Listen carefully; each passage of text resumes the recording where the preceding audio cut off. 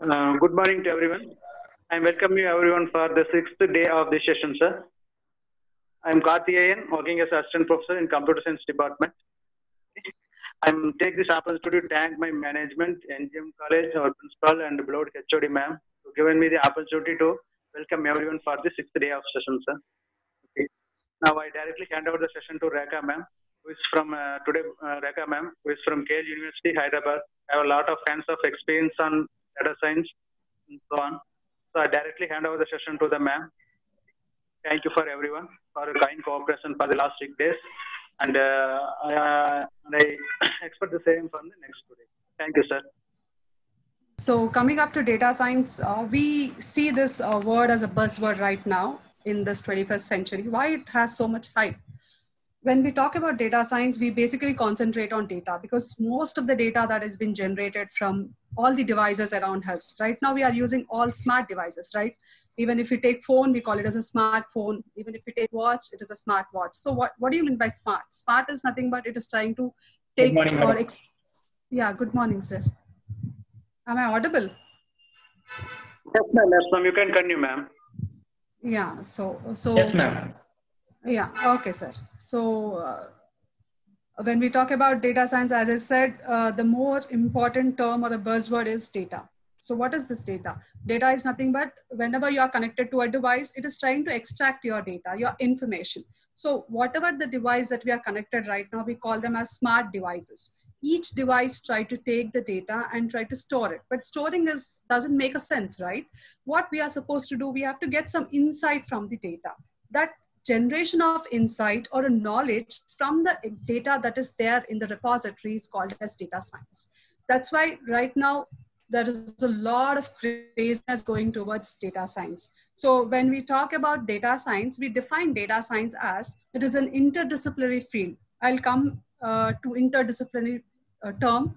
I'll tell you what are the fields that are connected to it, but when I define a data science, we call it as an interdisciplinary field that focus mostly on extracting some knowledge or insight from the data, wherein the data is huge in number because we talk about data, big data. As the size increases, we name it as big data. So there is a lot of data that has been generated. We call it as zettabytes, terabytes, megabytes. So there is a lot of data. Every second it has been generated and stored in the repositories. So only holding the data or big servers doesn't make a sense, as I was telling you. We should find some insight to get some business, to get some revenue out of it. So that extraction of knowledge or extraction of insight from the data that has been captured is all about data science. So the typical example that I take is you find, Amazon. I think everyone uses Amazon. There is a recommendation system. How it is recommending a product to the user? Because it is trying to extract your data. Every time when you shop, your entire information it tries to capture. Even if you take banking sectors, right now they are going for data science. Even if you take healthcare sectors, they are much into data science. Everywhere we are trying to give our information and they are using that information to attract the customers. That is why this term has become a buzzword or important term. And there is a lot of opportunities when you go for data science. Now coming back to interdisciplinary field, why it is called as interdisciplinary field is it is connected with computer science, it is connected with stats, it is connected with machine learning, it is connected with visualization, human computer interaction.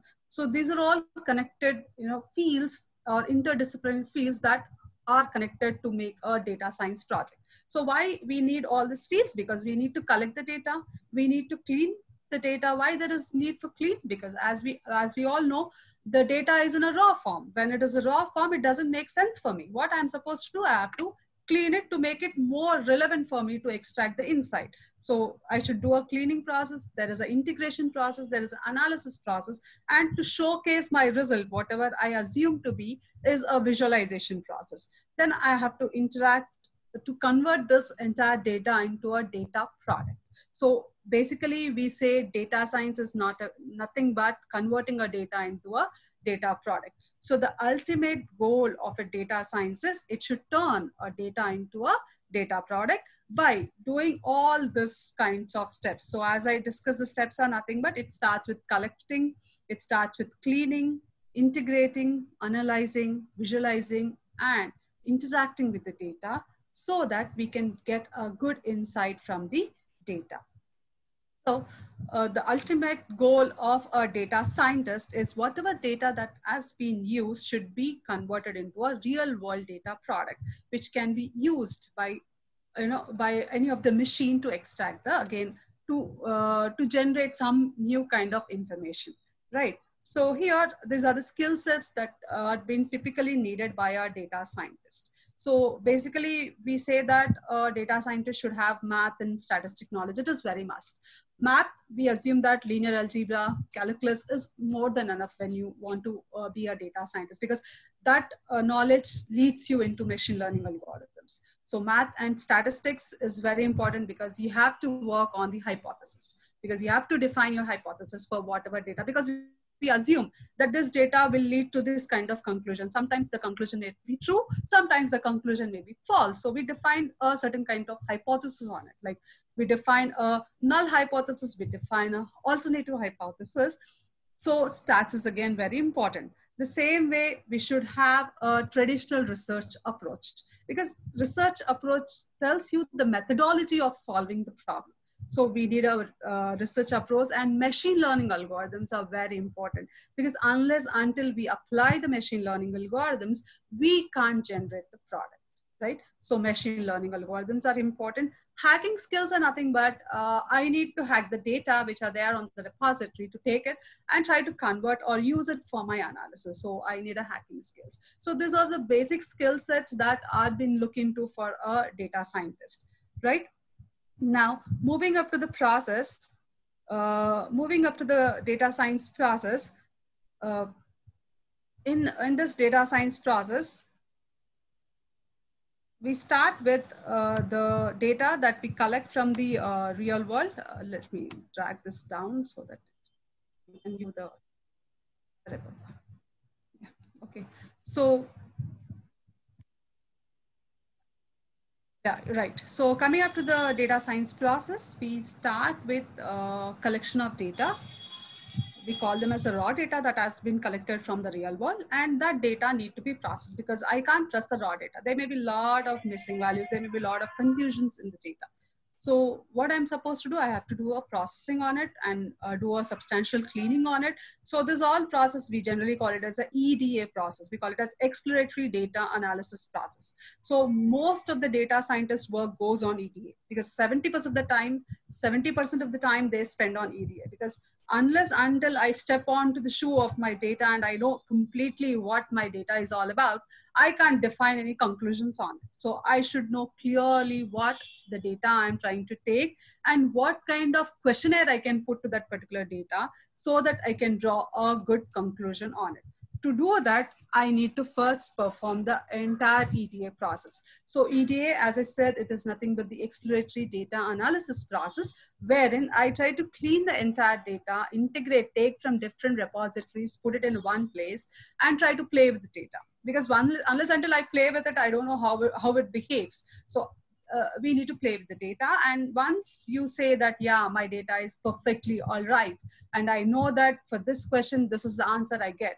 For this analysis, I can use this part of the data. Then I go for applying machine learning algorithms onto it.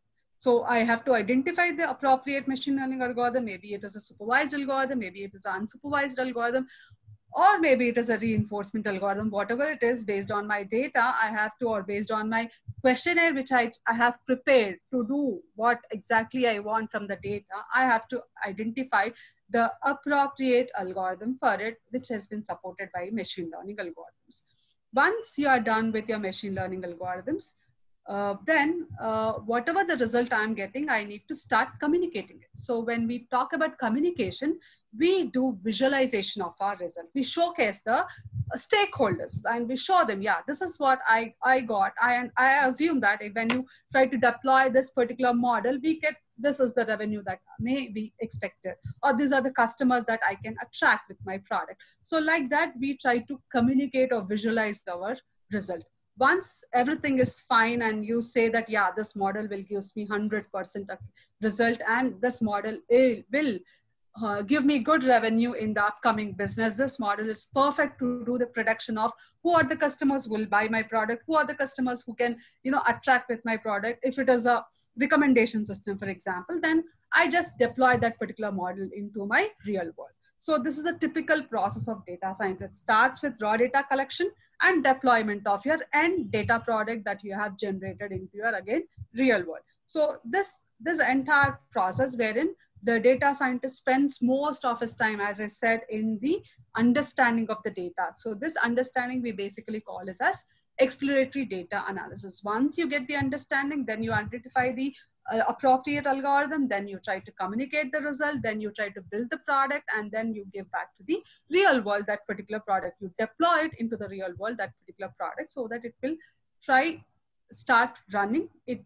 We are automating it. We are automating the product, and that product tries to get the new revenue to the business. So this is a typical data science process, right? Now, so what are the steps that we basically follow when we try to do a data science project? So first thing is we have to define the goal, because I want to define the goal in such a way just that, I have some query, madam, if you don't sir, mind. Yeah. Yes, sir. Madam, can you go to the previous slide, madam, if you don't mind?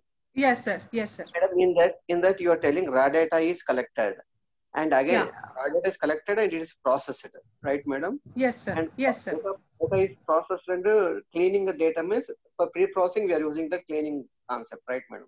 Yes, sir. So this is entirely process of EDA. This entire process EDA, like we do cleaning, we do integration, we try to take only the specific, yes, sir. Second step, madam, raw data is collected, then it will be converted into data is processed. Yeah. That indicates, madam. Second processed is nothing but, that's what I'm saying. This all are connected, sir. Data is processed, cleaned, EDA, these are all connected together.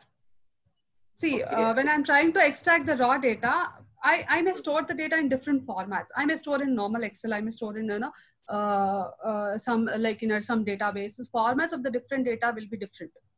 Okay, so when I try to extract it, I need to process it. The process itself includes cleaning, integration, and try to we call it as reduction of the data and all that. That entire process is same. These are data pre-processing technique, no, madam? These are. Yeah, we basically call it as data pre-processing, and in industry we call it as EDA, exploratory data analysis techniques. But again, you are telling data is processed means you are telling that it is performing a data pre-processing technique or whatever else. Again, you are mentioning clean the data. Here, what you are clean the data. That's what I'm saying, sir. In this diagram, this all leads to EDA process. Cleaning, this all together actually. It is just a flow I showed. It is like a flow. Processing includes cleaning. Cleaning data is not required. Only data is processed is enough, I think. And if it is right, if I am not, can I understand such a way? When I say pre-process, it includes cleaning into it. Pre-processing is a step which includes cleaning as well as integration, as well as reduction, whatever it is.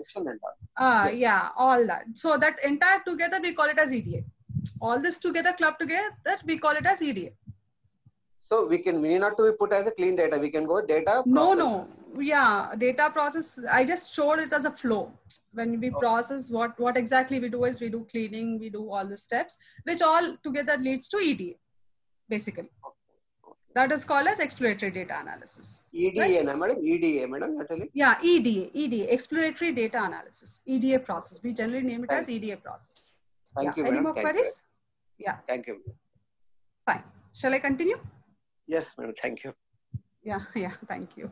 Okay, so the typical steps that we basically use for a data science project is, first thing is we have to set the goal, because for what I'm trying to collect the data, I need to define the questionnaire, right? So that is nothing but we basically call it as a research goal. Once we are done with the questionnaire includes all kind of things, like what data I'm concentrating. First of all, what exactly I want to do. For example, if I want to build a recommendation system, if I take, for example, or if I want to build a healthcare system, then for that, what are the relevant questionnaires I need to put that I have to identify?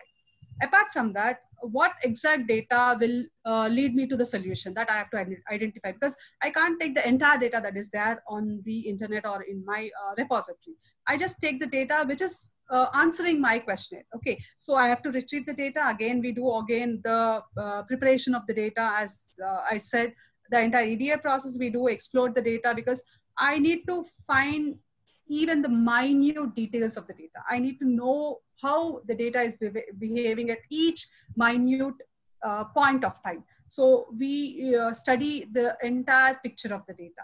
So once we study the entire picture of the data, we use some visualization techniques to see how the data is, whether it is skewed, whether it is deviated, all kind of statistics techniques we will try to apply onto the data. So once we are satisfied and we know the entire point of the data, then we start building the model on it.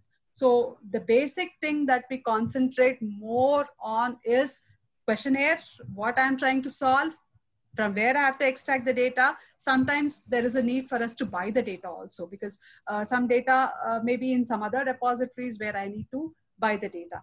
So like that, I need to identify all possible places where I can get the data, which is very much needed for my questionnaires, which is very much needed to answer my questionnaires. I need to extract it, do all kind of EDA process onto it.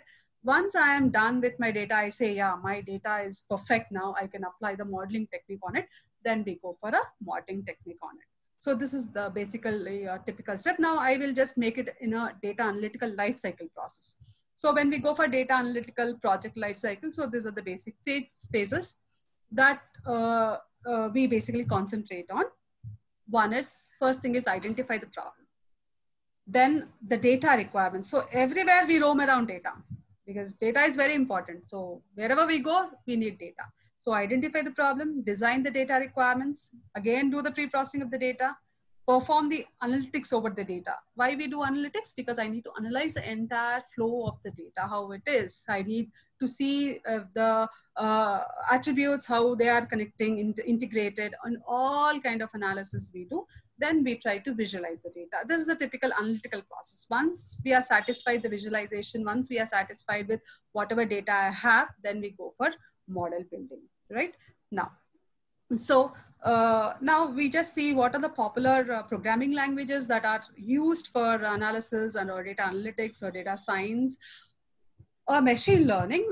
We have this is a survey that has been taken by KDD, Knowledge Discovery site, where you can find huge insights on complete data science. It is a very good site which posts all kind of techniques, all kind of advanced research that is going on in the data science area. So according to this survey, they say that Python is the most popular language that has been used right now from 16 to 18. And now recently also, basically they're using Python because it is more flexible, more readable for data science to develop any kind of data science projects. And one more thing is it is open source. So that is the reason much of them are using Python for data science, right? Now. So in this hands-on, I just want you to, want to explore few of the packages or libraries that we basically use for data science. So first, let me run through what are the libraries that are connected to data science. Then I will do a hands-on session wherein I'll try to explain you few steps for or few programs where we basically run on a data, right? So first of all, as I move on, we use Python for data science. Why Python? Because it, as I said, it is open source. It is interpreted, high-level language, and provide a good opportunity for object-oriented programming, as well as it is very good in dealing with like maths, statistics, or any kind of visualization techniques or scientific functioning. It is very good. So most of data science projects are using this Python programming language to develop the data projects, right? Now, most common libraries that we use for data science is NumPy. The first one is NumPy. We basically call it as numerical Python.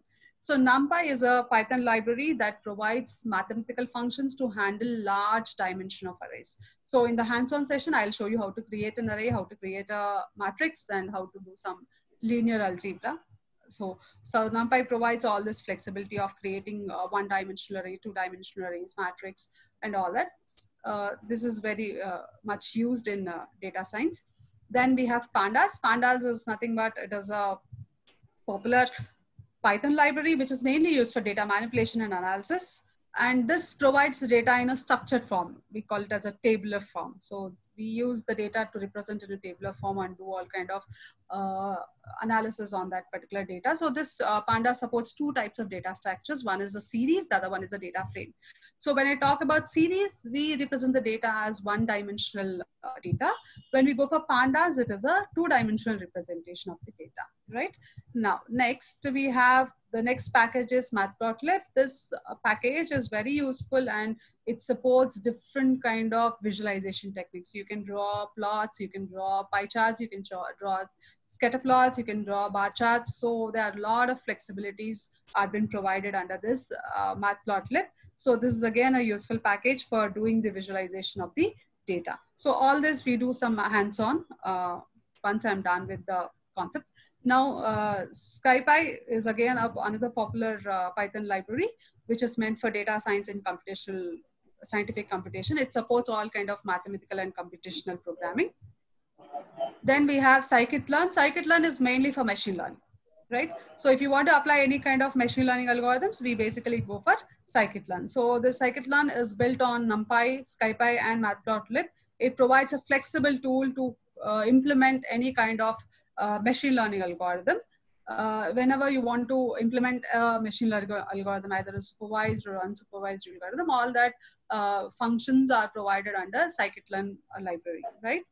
Now, coming up to the IDEs, the popular IDEs that we concentrate on for running the data science projects, these are the IDEs that have been listed out. One is Jupyter Notebook, the other one is the Spider. Most popular is Jupyter Notebook because it is more easy to work on. Then we have Spider, Sublime Text, Visual Studio Coding. Then we have PyCharm.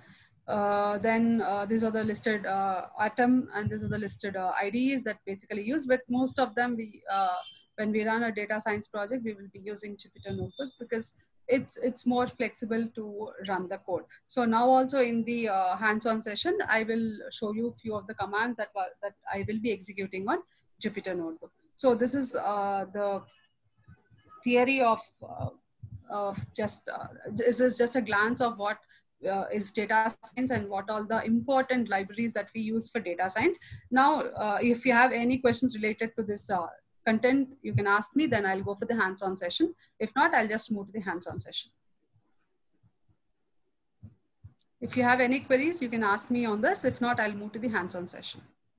We need to have a laptop or any desktop, madam. You are going to show that, right? Is it required? Not required. So if you have, it's fine. If you don't have, it's also fine because I will run through the basics because I'm not going for any kind of machine learning algorithms. We are doing only the introductory part. So let me complete the introductory part of all these packages. So some of them, we are interested to work along with you, like we have some, that's one. I'm asking. If you have a system, yeah, that's what. If you have a system, you can work on it. If you don't have, anyway, I will share all this with you. I share the notepad, whatever we executed right now. And I'll share you the installation process of Jupyter Notebook on your systems so that you can install it and just run the code. It is very simple, right? And this PPT also you are sharing now, madam? Yeah, sure. Yeah, sure. Thank you. Thank you. Yeah. Any further questions in the theory part? No, madam. Thank you, madam. Thank you, madam. Yeah. So I'm not seeing the chat, but I don't know. Sir, if anyone has any questions on it, let me get into it. If not, I'll just go for the hands-on, right? Okay. I'm just quitting this window. Yeah. Fine.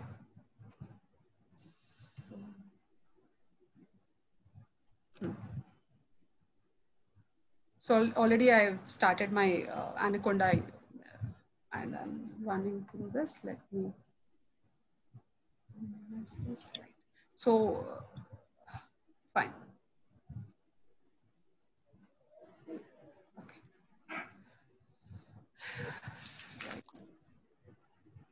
So this is how the typical Jupyter notebook looks like.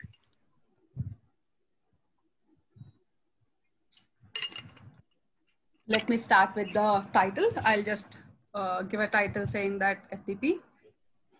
FTP on data science, right? I'll just rename it, fine. Now, when you see this, this is a notebook where I'm trying to execute the Python. And this is the kernel that is running behind to execute my codes. And in this, beauty is you can code it, you can make it markdown, because if you want to push that onto in your blog, you can push that. All that flexibility will be provided under this Jupyter Notebook. You can create a markdown, you can create a raw NP converter or heading. So let me start first with NumPy, because we'll go one by one, one library after the other. I'll just give you the introductory part of this. So first of all, when this Jupyter Notebook comes with the pre-installation of NumPy, Pandas, and Matplotlib, so there is no need for you to install. If you're not working with Jupyter Notebook, if you're working with Spider, then you can install it. We will use a function called pip. Okay, pip is mainly used to install. So you have to just say pip and the library that you want to install, then it will be installing that particular library. So before that, let me check whether my Jupyter Notebook has NumPy or not. So I'm just saying import NumPy. I want to check which version I'm working with.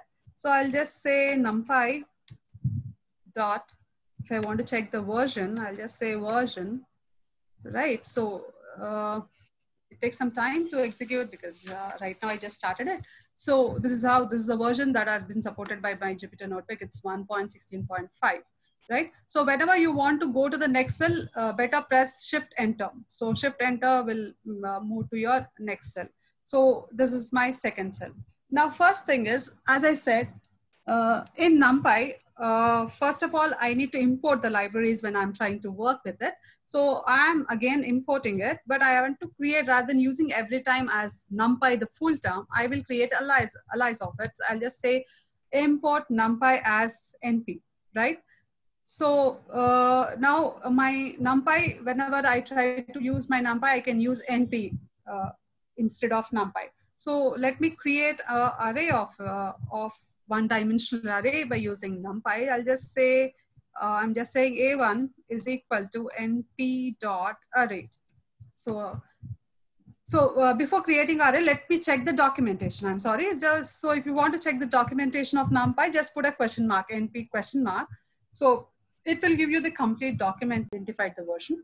Now, if you want to documentation, better whenever we use any kind of libraries, first we have to run through the documentation.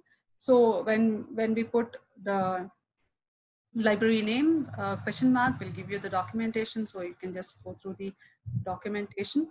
So this is the documentation. You can just see NumPy entire documentation process. These are the things that are being supported by NumPy. So this is documentation. Now, first thing is, let me create an array. First, we will create a single dimension array, then we'll create a multi-dimensional array.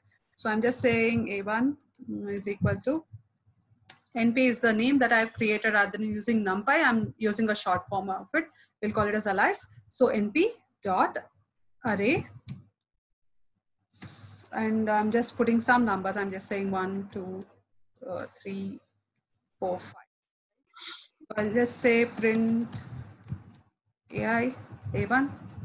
So it will print me a one-dimensional array. The same way, let me create a two-dimensional array.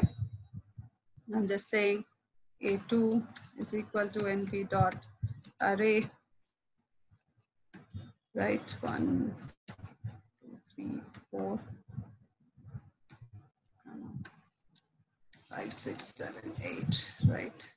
Fine. I'm just saying print A2, this is my two-dimensional array, right? So this is how we basically create the array. So apart from that, you can create array in other form also. For example, I'm just saying np.array. I'll use a range function here. I'm just saying range from I, comma I plus 3, right? So I'm saying for I varies from I in, I'm just saying it as 2, 4, something called 6, right? So I varies from 2, 4, 6. Let me change it right now. Okay, let me close it. If I'm not closing it, it will show me an error. So this is how I created an array. That means I'm using a range which goes from I. I is nothing but initially 2. It takes 2, 3, and 4 because I said I will range from I to I plus 3. So whenever we talk about range, it takes less than 1. So it starts from 1 and goes till, if I say 4, 1, 2, 3. If I say I range from 2 to 6, it takes 2, 3, 4, 5. So that is how we can create an array, right? Apart from that, NP supports like we can create an array with 0 values, we can create an array with 1 values, you can create a array identity matrix. So let me show you how to create it. So I'm just saying print NP dot all zeros 10. So I'll get all zeros. Now I'll just say print, I want to create all ones. So I'll just say np dot ones, right? So I want to make it as 3, 5. So I'm sorry, somewhere it went wrong. np dot ones, 3, 5. Okay, I'm sorry. It should be something like this. I have to specify the data type, and I'm saying it is of type integer, right? Fine. So I'm creating all ones. So this is how we use the functions that are already available in the NumPy library. Apart from that, if I want to fill an array with a constant value, I can use np.fill. For example, if I say, let me go for the next cell, I'm just saying print np.fill is a function which fills. I'm just saying fill it with 4 rows, 4 columns, fill it with, by default, I'll just say fill it with 2.5, some value I'm taking, it's fine. So it's filling 4 rows, 4 columns with 2.5, right? So apart from that, we have a function called arrange, which arranges the elements. For example, I'm just saying print np dot arrange. I'm using the arrange function here. I want to arrange the elements between 0 to 20 by step 2, right? So it will arrange the elements for me. I just skip second, every 2 elements, it starts from 0. And as I said, it doesn't take the last element. So it will be 1 less than the last element. So 0 till 18, it moves on till 0 to 18. Then there is one more function called as linspace, which creates, linspace, I'm sorry, which creates the number of elements between a range, right? So when I'm just saying print, I'll just say np dot linspace. I'm sorry, it is not line space. I'll take back. It's linspace. God, linspace. I want to create from 0, 1. The range is 0, 1. And I want 5 elements between 0, 1 range, right? So this is how I'll get the elements, right? These are the basic functions that we use. As I said, you can create identity matrix also, because NumPy supports numerical Python and it is used for statistic computation. You can create an identity matrix also. I'm just saying print np.I is a function that we use to create a identity matrix. Okay, so it creates a 3 by 3 identity matrix for me. Let me check charts because I'm getting, okay. Yeah, I will explain with CSV as well as load TXT files. I will go to that. Let me start with the brief intro. I'll come back to the loading of data also, right? Now, apart from this, you can use reshape also to shape your elements. So here I have arranged it between 0, I have arranged the elements. We can use reshape to make it as a matrix. So I'm just saying, I'll just say print np dot range, right? I want to arrange the elements between 1 to 10. So it will take from 1 to 9. Dot reshape. I want to shape it as a form of a matrix. I'll just say it should be 3, 3, right? So So it creates a 3 by 3 matrix for me. So this is how we basically work with the basic packages, functions that are part of NumPy. Now let me go for plotting. Okay, so for plotting we need matplotlib.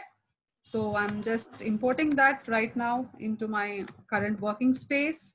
So matplotlib.pyplot as PLT, right? I imported it. Now, after importing, I want to just draw a few of the plots. So let me say, just basic example, PLT dot, I'm using a plot function. Yeah. 1, 3, 4. So I'm just saying PLT dot show the plot. I'm just plotting some numbers. I'm just checking whether it is working. Yeah, it's working. I plotted 1, 2, 3, 4, right? Now, the same way now, if I want to plot using some sine or cosine values, let me create a small example here. I'm just saying x is equal to linspace of -2, 4. I'm creating a values between -2 and 4 range with some 20 values I want between the range. Then now I want to plot it. I'm just saying plt dot plot x comma, the other one I want to be sine x, right? Fine. Now linspace, fine. Okay, linspace, it shows it is not defined because I didn't say mp dot linspace,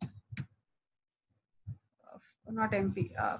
Okay, let me add it to my current working space. I'll just say from NumPy import linspace, right, comma sine, because I'm just working with these two different functions, so I'm just importing them. So this is how my plot looks like, right? So apart from this, you can even name the plots. You can change the color of it. I just want to change it to red color, so I'll just say red, right? So it changed the colors into red. I want it to be red with some dash lines.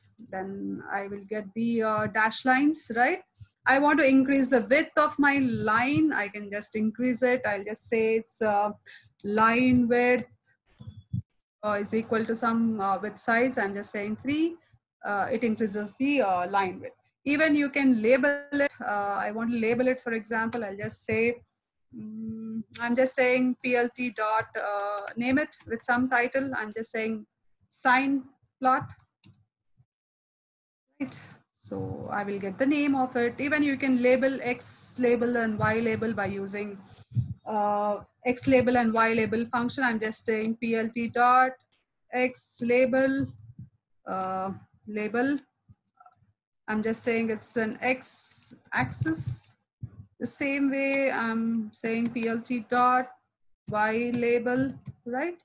So y axis, right?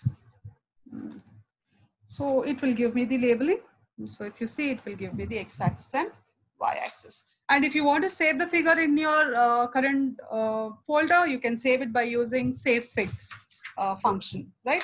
Now I will show you how to load the data and work with some data, and we will draw some plots on the data, the different plots, like we will draw scatter plot, pie plot, bar chart, and then we work on some mathematical techniques on that, right? Now let's go back, and I'm just loading txt data, right? So I want to import from NumPy import load txt, because I'm using that right now. There is a data of some data of some organization. I created a data with some years and the profits earned by a small company. So I'm just saying year, comma, profits, right, is equal to load txt. This is the function that I'm using to load. And the name of the file I gave it as, just let me check. Give it 2 minutes. I just need to check. Data.txt. This is the file that I have created. So I'm just invoking it here. Data.txt, right? Now, this data.txt, if you see this data.txt, it is the text file. I created a text data which has 2 columns. Okay, so I want to unpack it. Unpack it is nothing but each column I want to store it in different variable. So what I'm doing is here in this data.txt comma unpack each column into one column in towards year, the other column should look into profits, right? So I'm just saying unpack is equal to true. Okay. Yeah, it got unpacked. Now let me plot the data, right? I'll just say scatter plot. Let me use scatter plot. Scatter. I want to plot it year, comma, profits, right? So this is my scatter plot. This is how I got, these are the years from 2000 to 2010 I created, and these are some profits I mentioned it. So this is my scatter plot. Now I want to again change the colors, change the, the scatter, the plots. So I can change the color, as I said. If I want to change the color, I'll just say color is equal to red, right? The same way, if I want to mark it with some other, rather than circle marking, I can do some other marking. I use marker. Marker is equal to, I want to mark it with diamond D, right? So this is how we work with the plots, right? Apart from that, you can plot by using pie chart also. Let me show you the pie chart plot, PIE. The same thing, I want to work with profits. And I want to be labels should be my years. Okay, now let me go to the plot. Yeah, so this is my pie chart. The same way you can do bar charts also. PLT dot bar. I want to do it year, comma, profits, right? So I will get a bar chart. So this is all the visualization techniques we basically use to work with the data. I took very less data, but generally when we go for data sets, we take huge amount of data. So now if I want to remove the color of this bars, I want to put some slanting lines. We call it as hatch. So let me work on it. So I'm just saying bar chart, yours, profits, comma. I want to empty the fill. So I'll just say fill is equal to false, right? Then I'm saying I want to put some 45-degree diagonal lines into my empty bars. So I'll just say this and let me check. Yeah. So this is how we modify the bar charts. Okay. So this is how we basically work with the data. We load the data and work with the data. So when you want to read a CSV file, simple, just say read.csv. Okay. If I want to read a text, it is a load txt. So one more data set I have created, probably it is a student data. Let me check the name. Yeah, it's a student info data. Let me show you some examples on student info data. Okay, so now I will load this particular data, student info data, or you want me to work with this, or shall I go for CSV? Let me work with this. I'll show you the mean values and some statistics on it. Then I will go for loading CSV file also. Okay. So now I want to load the student info data. I'm just saying student info. I am seeing few charts. If it is related to this, please let me know because I'm not looking into it. What tool is easy for collecting the data? Tool in the sense we use scrapping. We have scrapping tools to collect the data from the different repositories. It depends on what kind of repository you are trying to concentrate on. Okay. Now let me get back to it. Student info, like student info, again, I want to load the data which is already there. So this student info data consists of his roll number, consists of his name, and consists of the marks, right? So I don't want his section, I don't want his roll number, I don't want his name, I want only the marks. So what I'm doing here is I'm just saying student info np.load txt, right? So the name which I have given for the student info data is student info. So as I'm working in the current working space, that is in the documents itself, so there is no path I'm mentioning here. But if your file is somewhere outside from the working space where you are current now, you have to give the complete path. Okay, the complete path. So here, as I'm working in the same workspace, I just say student. The name was student info, right? Info.txt, right? Now, as I said, my data has his section, his roll number, his name, and then associated with 5 subjects marks. I don't want his section. I don't want his roll number. I don't want his name.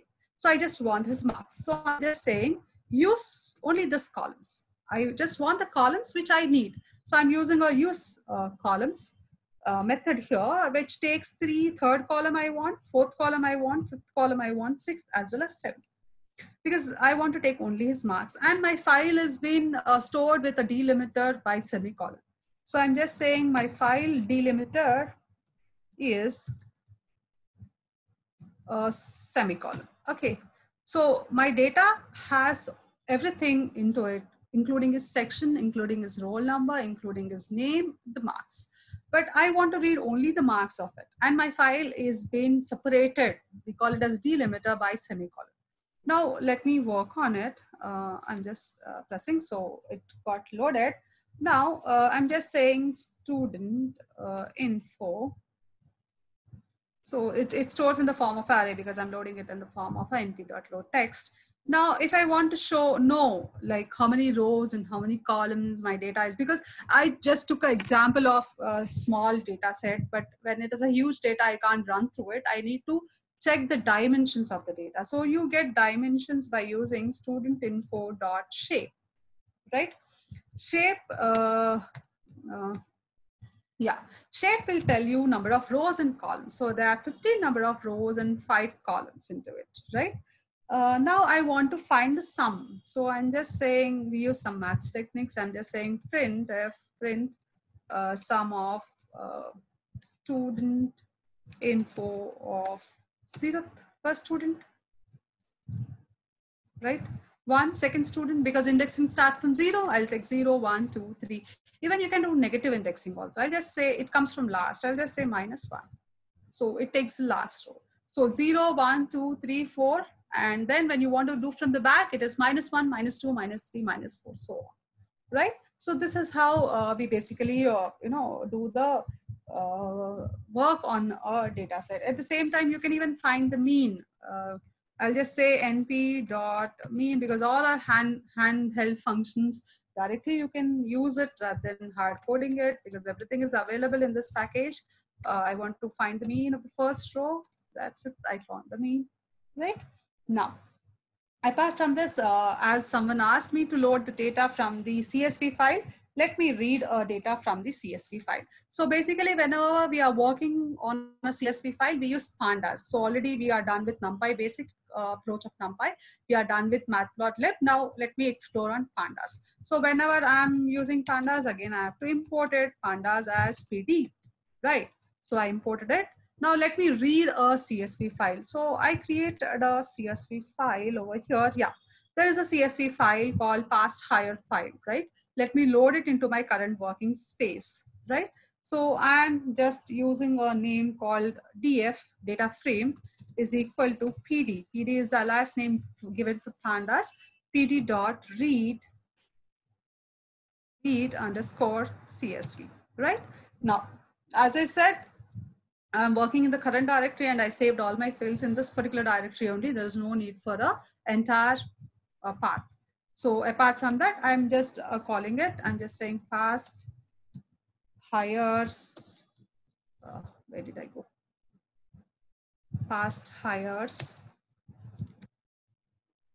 .csv, right? So I have successfully read the data. Let me check my data. So this is my data. I just created a small data sets for hands-on. So this is my data. Now, whenever we go for a data, when we read a data, we try to check whether the columns are properly filled or not. We check the entire first 10 rows, last 10 rows. For that, we basically use head function and tail function. Head will give me the first 6 rows, and the same way tail, I'm sorry, first 5 rows, and the same way tail, df dot tail function will give me the last 5 rows. So this is how we will see the data, the first part and the last part. Even you can, give, specify the number of values you want to read. If I say head of 10, it will read me the 10 rows of the data. In the same way, if I say df dot tail, it will read me 4, then it will read some 4 values from the bottom, right? So this is how we basically read the data which is there in the form of CSV file. Now, the same way, if I want to find the shape, df dot shape, I have 13 rows and 7 columns in my data. If you see my data, it has 13 rows and 7 columns. So it starts with 0 indexing and 12, right? 13. Okay. Now, apart from that, let me check the size of it. I'll just say df dot size. So size is nothing but it is row multiplied by column, 13 into 7. The size is 91, right? Then again, I can find the length of my data frame. I'll just say length, it is 13 because there are 13 rows in my data.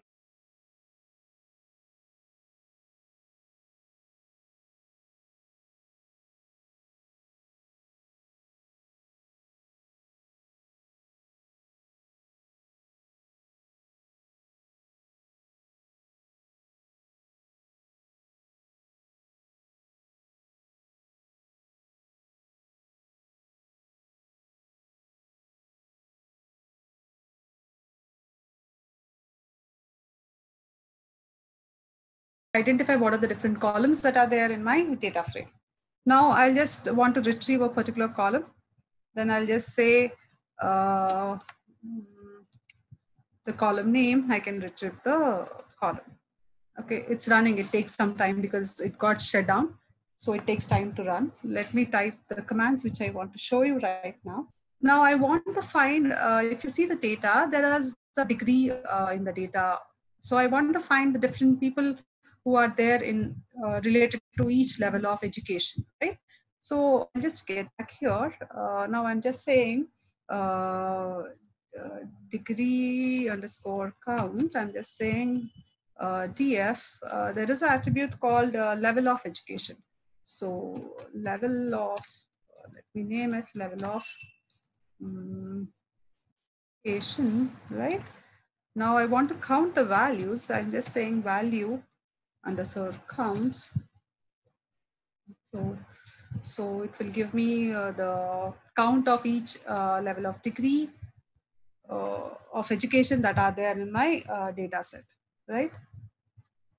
It's taking some time. So now I just want to print degree underscore count.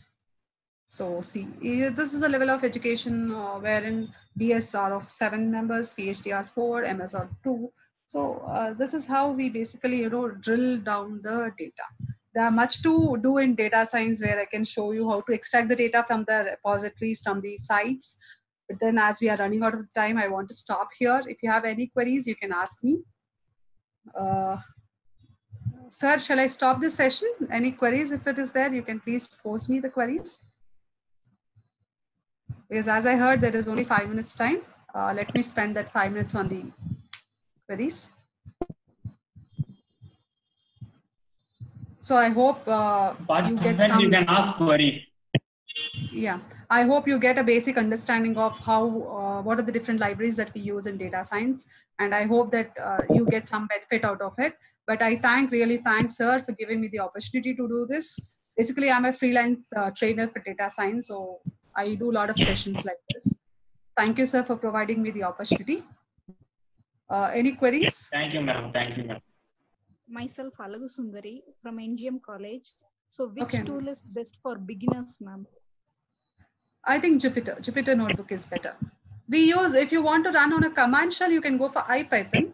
But if you're a beginner, better go for Jupyter Notebook. It's quite flexible for you to run. Everything is inbuilt.